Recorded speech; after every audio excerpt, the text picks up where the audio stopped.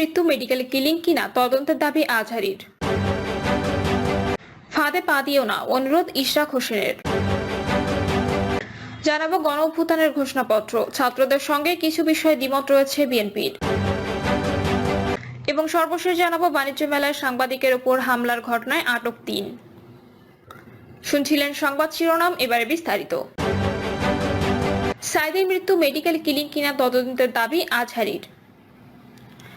Doctor Mizanur Rahman Azhari বলেছে, আল্লামা দেলোয়ার হোসেন সাইদের মৃত্যু স্বাভাবিক নাকি মেডিকেল কিলিং করা হয়েছে তা জাতিকে জানাতে হবে। এ বিষয়ে তদন্ত করে প্রতিবেদন প্রকাশ করতে হবে। আজহারী বলেন, শিরক বিদাতের বিরুদ্ধে আজীবন ইসলামকে বিজয়ী হিসেবে দেখতে চেয়েছিলেন তিনি। তাকে অন্যায় অবিচারের মাধ্যমে বছরের পর বছর জেলে পুরে রেখে নির্যাতন করা হয়েছে। জেলের ভেতরেই তার মৃত্যু হয়েছে। তার মৃত্যুতে গোটা বিশ্ব কেঁদেছে। এই মাহফিলে প্রধান অতিথির বক্তব্য রাখতে গিয়ে ধর্ম উপদেষ্টা বলেন, ডক্টর আফামা খালিদ হোসেন বলেন, চট্টগ্রামের প্যারেড ময়দান বিশ্বনন্দিত মুসাফিরের কুরআন আল্লামা সাইদির বিজড়িত স্থান। তিনি কুরআনের ছায়াতলে আনার জন্য ধর্মপ্রাণ মানুষকে আহ্বান জানাতেন। মতবিরোধ নিয়ে সব ধরনের ইসলামী দলগুলোর মধ্যে ঐক্য প্রতিষ্ঠা করতে হবে। যদি আমরা ঐক্য ধরে রাখতে না পারি, তাহলে দেশ থেকে দুর্নীতি, লুটপাট ও চাঁদাবাজি, গুম খুন দূর হবে। তিনি বলেন, বিগত 16 বছরে বিভিন্ন সেক্টরে যে জঞ্জাল জমেছে তা 6 মাসে দূর করা সম্ভব না। এরপরও আমরা চেষ্টা করছি সংস্কারের মাধ্যমে একটি সুন্দর বাংলাদেশ উপহার দেওয়ার জন্য। আগামীতে একটি সুষ্ঠু নির্বাচনের ব্যবস্থা করতে, ন্যায় ও ইনসাফভিত্তিক সমাজ প্রতিষ্ঠা করতে তারা কাজ করে যাচ্ছেন বলে জানান। একই সঙ্গে দেশে যদি সুখ, শান্তি ও বৈষম্যহীন সমাজ প্রতিষ্ঠা করতে হয়, তাহলে কুরআনের সমাজ প্রতিষ্ঠার বিকল্প নেই বলে মন্তব্য করেন ধর্ম উপদেষ্টা। ফাঁদে পা দিও না, অনুরোধ ইশরাক হোসেনের। আওয়ামী লীগের পলাতক নেতাদের প্ররোচনার ফাঁদে না পড়ার অনুরোধ জানিয়েছে বিএনপির আন্তর্জাতিক বিষয়ক কমিটির সদস্য ও ঢাকা মহানগর দক্ষিণ বিএনপি সিনিয়র সদস্য ইঞ্জিনিয়ার ইশরাক হোসেন। তিনি বলেন, অনেকেই আছে ছোট ভাইয়ের মতো বয়স হবে যারা বাস্তবতা না বুঝে আওয়ামী লীগের পলাতক নেতাদের প্ররোচনার ফাঁদে পড়তে পারে। ধরে নাও, আমি তোমাদের অনুরোধ জানাচ্ছি, এই ফাঁদে পা দিও না। আওয়ামী লীগ নামে দলটির কোনো স্বাভাবিক পতন হয় নাই।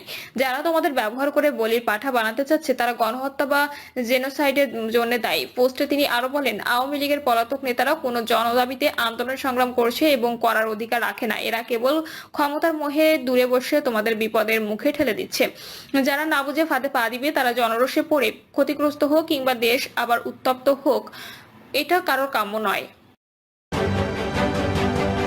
গণ অভ্যুত্থানের ঘোষণাপত্র, ছাত্রদের সঙ্গে কিছু বিষয়ে দ্বিমত রয়েছে বিএনপির।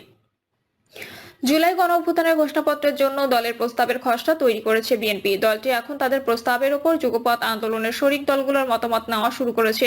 মিত্র দলগুলোর সঙ্গে ঐকমত্যের ভিত্তিতে প্রস্তাব চূড়ান্ত করে সরকারকে দেওয়া হলে বিএনপির একাধিক নেতা জানিয়েছেন। ঘোষণাপত্র নিয়ে শুক্রবার 12 দলীয় জোট ও জমিয়তে উলামায়ে ইসলাম বাংলাদেশের নেতাদের সঙ্গে বৈঠক করেছে বিএনপি। পর্যায়ক্রমে যুগপথের অন্য শরিকদেরও মতামত নেবে বিএনপি। এছাড়া বৈঠক করবে ফ্যাসিবাদ বিরোধী আন্দোলনে পৃথকভাবে রাজপথে সক্রিয় থেকে দ্বাদশ সংসদ নির্বাচন বর্জনকারী অন্য দলগুলোর সঙ্গেও। জানা গেছে, বিএনপির তৈরিকৃত খসড়ায় মৌলিক কোনো পরিবর্তন হবে না। মিত্রদের সঙ্গে আলোচনার ভিত্তিতে সেখানে টুকটাক পরিবর্তন সংশোধন করতে হবে। 71-এর মহান মুক্তিযুদ্ধ থেকে শুরু করে শেখ হাসিনা সরকারের পতন পর্যন্ত ফ্যাসিবাদ বিরোধী দীর্ঘ গণতান্ত্রিক সংগ্রামের পরিক্রমা তুলে ধরে জুলাই আগস্ট গণ অভ্যুত্থানের খসড়া ঘোষণাপত্র চূড়ান্ত করেছে বিএনপি। এই ঘোষণাপত্রে ভবিষ্যতে ফ্যাসিবাদী শাসন যাতে আর ফিরে না আসতে পারে সে ব্যাপারে দৃঢ় অভিপ্রায় ব্যক্ত করা হয়েছে। ক্ষমতাচ্যুত আওয়ামী লীগ সরকারের গুম খুন থেকে শুরু করে জুলাই গণ অভ্যুত্থানের সঙ্গে জড়িত যে মানবতা বিরোধী অপরাধ, সেটার বিচারের বিষয়টিও সুস্পষ্টভাবে উল্লেখ করা হয়েছে। এছাড়া ন্যূনতম সময় একটি অবাধ ও নিরপেক্ষ নির্বাচনের মাধ্যমে গঠিত জাতীয় সংসদের প্রয়োজনীয় সাংবিধানিক সংস্কারে মানুষের প্রত্যাশার কথাও তুলে ধরা হয়েছে। বিএনপি জুলাই গণ অভ্যুত্থানের এই ঘোষণাপত্রকে প্রোক্লেমেশন না বলে ডিক্লারেশন বলে উল্লেখ করেছে। জুলাই গণ অভ্যুত্থান নিয়ে বিএনপির খসড়া ঘোষণাপত্র পর্যালোচনায় এইসব তথ্য জানা গেছে। বৈষম্য বিরোধী ছাত্র আন্দোলন ও জাতীয় নাগরিক কমিটির নেতারা গত 31শে ডিসেম্বর জুলাই বিপ্লবের ঘোষণাপত্র দেওয়ার উদ্যোগ নিয়েছিল। রাজনৈতিক দলগুলো, বিশেষ করে বিএনপির আপত্তির কারণে সেই ঘোষণাটা আসেনি। অবশ্য আগের দিন 30শে ডিসেম্বর অন্তর্বর্তী সরকারের পক্ষ থেকে রাজনৈতিক মতৈক্যে ঘোষণাপত্র প্রণয়নের উদ্যোগের কথা জানানো হয়। এরপর ছাত্রদের তৈরিকৃত ঘোষণাপত্রের খসড়া রাজনৈতিক দলগুলোর কাছে পাঠানো হয়। পরবর্তী সময়ে জুলাই গণ অভ্যুত্থানের ঘোষণাপত্র প্রণয়ন নিয়ে প্রধান উপদেষ্টার ডাকে গত 16 জানুয়ারি সর্বদলীয় বৈঠক অনুষ্ঠিত হয়। সেখানে বিএনপির প্রতিনিধিত্ব করেন স্থায়ী কমিটির সদস্য সালাউদ্দিন আহমেদ। প্রধান উপদেষ্টা সর্বদলীয় ওই বৈঠকে ঘোষণাপত্র নিয়ে দলীয় অবস্থান তুলে ধরেন তিনি। এরপর বিএনপি এটা নিয়ে দলীয় নীতি নির্ধারণী ফোরামের একাধিক বৈঠক করেছেন। ঘোষণাপত্র প্রণয়ন নিয়ে নানা প্রশ্ন থাকলেও চূড়ান্তভাবে ছাত্রদের প্রস্তাবিত জুলাই গণ অভ্যুত্থানের ঘোষণাপত্র প্রণয়নের উদ্যোগকে সম্মান জানিয়ে বাস্তবতা নিরীক্ষে খসড়ার প্রয়োজনীয় সংস্কার ও পরিবর্তন আনার সিদ্ধান্ত নেয় বিএনপি। তারই আলোকে দলটি এই খসড়া ঘোষণাপত্র চূড়ান্ত করেছে।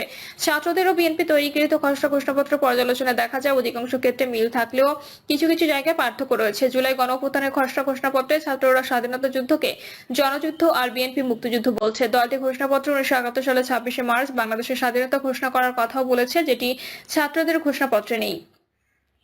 ছাত্রদের ঘোষণাপত্রের সংবিধান সম্পর্কে বলা হয়েছে, স্বাধীন বাংলাদেশ 1972 সালের সংবিধান স্বাধীনতা যুদ্ধে শহীদ ও অংশগ্রহণকারী লাখো লাখো মানুষের মতামত ও প্রত্যাশাকে প্রতিফলন করতে ব্যর্থ হয়েছিল এবং গণতন্ত্র রাষ্ট্রীয় প্রতিষ্ঠানগুলোকে ব্যর্থ করার পথ সুগম করেছিল। এছাড়া বিগত শেখ হাসিনা আওয়ামী লীগ সরকার একদলীয় স্বার্থে সংবিধান সংশোধন ও পরিবর্তন করে বাংলাদেশের সব রাষ্ট্রীয় সামাজিক প্রতিষ্ঠানকে ধ্বংস করেছে। তাই আমরা ফ্যাসিবাদের স্বৈরাচারকে লালন করার দলিল 1972 সালের সংবিধান সংশোধন বা প্রয়োজনে বাতিল করার অভিপ্রায় ব্যক্ত করলাম। অন্যদিকে বিএনপির খসড়া ঘোষণাপত্রে বলা হয়েছে, ফ্যাসিবাদের পতনের পর সংবিধানের 106 অনুচ্ছেদ অনুসারে সুপ্রিম কোর্টের মতামতের আলোকে সাংবিধানিকভাবে ডক্টর মোহাম্মদ ইউনূসের নেতৃত্বে 2024 সালের 8 আগস্ট একটি অন্তর্বর্তীকালীন সরকার গঠন করা হয়। অন্যদিকে যেহেতু বাংলাদেশের সর্বস্তরের জনগণের ফ্যাসিবাদ বিরোধী তীব্র আকাঙ্ক্ষা এবং ছাত্র জনতার গণঅভ্যুত্থানের মধ্য দিয়ে বৈষম্যহীন সমাজ ও রাষ্ট্র প্রতিষ্ঠানের অভিপ্রায় প্রকাশিত হয়, তাই বাংলাদেশের জনগণ সুশাসন ও সুষ্ঠু নির্বাচন, ফ্যাসিবাদী শাসনের পুনরাবৃত্তি রোধ, আইনের শাসন এবং অর্থনৈতিক ও সামাজিক ন্যায় বিচার নিশ্চিত করার লক্ষ্যে নিয়মতান্ত্রিক উপায়ে বিদ্যমান সংবিধানের গণতান্ত্রিক সংস্কার সাধন করা যায়। ছাত্ররা জাতীয় নির্বাচনের আগে রাষ্ট্র কাঠামো প্রয়োজনীয় সংস্কার চান। তাদের খসড়া ঘোষণাপত্রে বলা হয়েছে, আমরা সুশাসন ও সুষ্ঠু নির্বাচন এবং ফ্যাসিবাদী ব্যবস্থার পুনরাবৃত্তি রোধ নিশ্চিত করার জন্য অন্তর্বর্তীকালীন সরকার প্রয়োজনীয় সংস্কার সম্পন্ন করবে এমন অভিপ্রায় ব্যক্ত করলাম। অন্যদিকে বিএনপি ন্যূনতম সময়ে জাতীয় নির্বাচন এবং নির্বাচিত জাতীয় সংসদের সাংবিধানিক সংস্কারের পক্ষে। দলটির খসড়া ঘোষণাপত্রে বলা হয়েছে, সংবিধানের গণঅভ্যুত্থানের মধ্য দিয়ে দেশের জনগণ ন্যূনতম সময়ে আয়োজিত একটি অবাধ, সুষ্ঠু, নিরপেক্ষ নির্বাচনের মাধ্যমে গঠিত জাতীয় সংসদের প্রয়োজনীয় সাংবিধানিক সংস্কারের মাধ্যমে দেশের মানুষের প্রত্যাশা, বিশেষত তরুণ প্রজন্মের আকাঙ্ক্ষা অনুযায়ী আইনের শাসন ও মানবাধিকার, দুর্নীতি ও শোষণমুক্ত বৈষম্যহীন সমাজ এবং গণতান্ত্রিক রাষ্ট্র ব্যবস্থা প্রতিষ্ঠার অভিপ্রায় ব্যক্ত করেছে। বিএনপির ঘোষণাপত্রে জুলাই গণঅভ্যুত্থানে হতাহতের পরিসংখ্যান সন্নিবেশিত করা হয়েছে। সেখানে বলা হয়েছে, ফ্যাসিস্ট শক্তির বিরুদ্ধে অদম্য ছাত্র আন্দোলনে সমাজের সর্বস্তরের মানুষ যোগদান করে এবং রাজপথে নারী, শিশু সহ 2 সহস্রাধিক মানুষকে নির্বিচারে হত্যা করা হয়। অগণিত মানুষ পঙ্গুত্ব ও অন্ধত্ব বরণ করে। আওয়ামী শাসনামলে নির্যাতনের শিকার হওয়া ব্যক্তিদের নিয়েও ভিন্নতা রয়েছে। খসড়ায় ছাত্রদের খসড়ার বলা হয়েছে, ফ্যাসিস্ট আওয়ামী আমলে কলেজ, বিশ্ববিদ্যালয় ও অন্যত্র ছাত্র তরুণদের নিষ্ঠুরভাবে নির্যাতন করা হয়। অন্যদিকে ফ্যাসিবাদী আওয়ামী লীগ আমলে ভিন্ন মতের রাজনৈতিক নেতাকর্মী, শিক্ষার্থী ও তরুণদের নিষ্ঠুরভাবে নির্যাতন করা হয় বলে বিএনপির খসড়া ঘোষণাপত্রে উল্লেখ করা হয়েছে। উভয় খসড়ায় গণহত্যা ও মানবতা বিরোধী অপরাধের সঙ্গে জড়িতদের বিচারের দাবি জানানো হয়েছে, তবে তাদের অপরাধের কার্যকাল নিয়ে ভিন্নতা রয়েছে। ছাত্রদের খসড়ায় বলা হয়েছে, আমরা জুলাই গণঅভ্যুত্থানকালে ফ্যাসিস্ট আওয়ামী লীগ সরকার কর্তৃক সংঘটিত গণহত্যা